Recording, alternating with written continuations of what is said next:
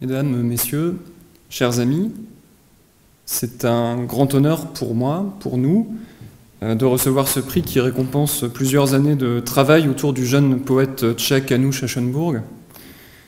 En 2011, pendant ses recherches universitaires sur le théâtre dans les camps nazis, Claire Auduit, ici présente, retrouvait un étrange manuscrit en tchèque, une pièce de théâtre qui se moquait du régime nazi.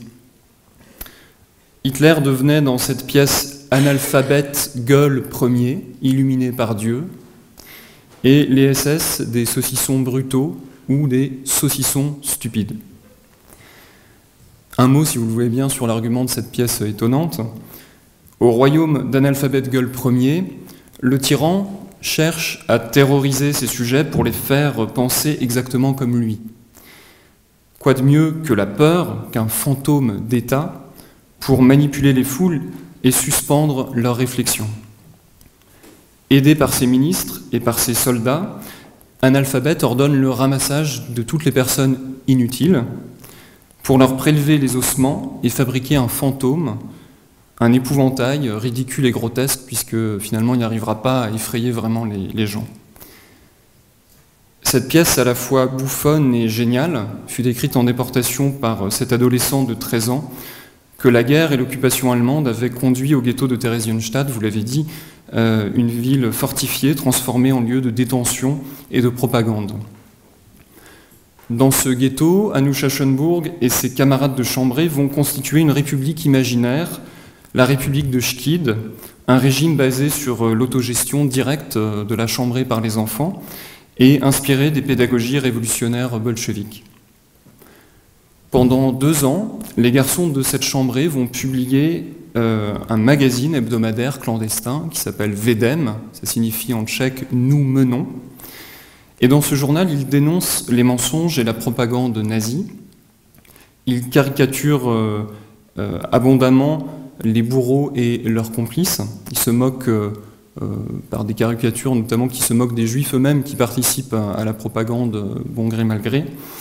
Et chaque vendredi, les garçons se réunissent pour lire le journal écrit pendant la semaine. Donc au total, sur 2 ans, on aura 700 pages de ce journal, puisque chaque numéro paraissait chaque vendredi.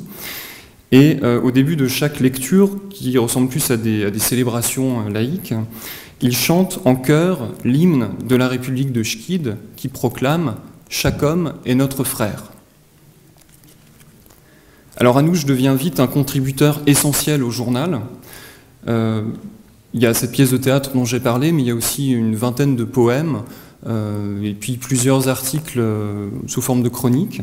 Mais ces poèmes témoignent à la fois d'une profonde maturité, d'une grande lucidité pour un enfant de cet âge, devant ce qui était en train d'arriver aux Juifs de Theresienstadt, que les nazis envoyaient progressivement à Auschwitz pour être assassinés. Mon film raconte l'histoire de ce jeune auteur prodige et décrit l'aventure de cette incroyable chambrée.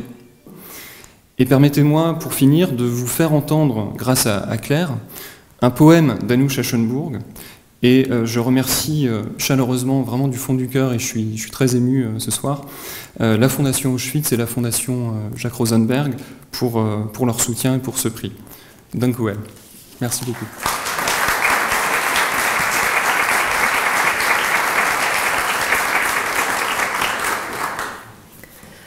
Le poème que je vais vous faire entendre s'appelle « Mater ». Il a été écrit par Janusz Aschenburg en 1943 à Theresienstadt. Je porte Mater dans mon cœur. Elle est pour moi seule, tissée par la beauté des fils, le rêve permanent est éternel. Je l'embrasse et la cajole et passe beaucoup de temps avec elle. Cette terre n'est pas dans ce monde, et pourtant, elle est partout en nous. Cette terre est au paradis, dans les étoiles, où il y a une nation oiseau. Aujourd'hui, je la vois dans mon âme et je pourrais pleurer de solitude. Un jour, je devrais voler vers les hauteurs. Libéré des liens de mon corps, je serai libre, lointain et large, et toute ma terre sera libre. Aujourd'hui elle est petite, un grain de rêve forme son isolement. Un jour, j'entrerai dans ma terre et serai joint à ma terre natale. Là est ma terre, là est votre terre, où il n'y a pas de moi et pas de souffrance.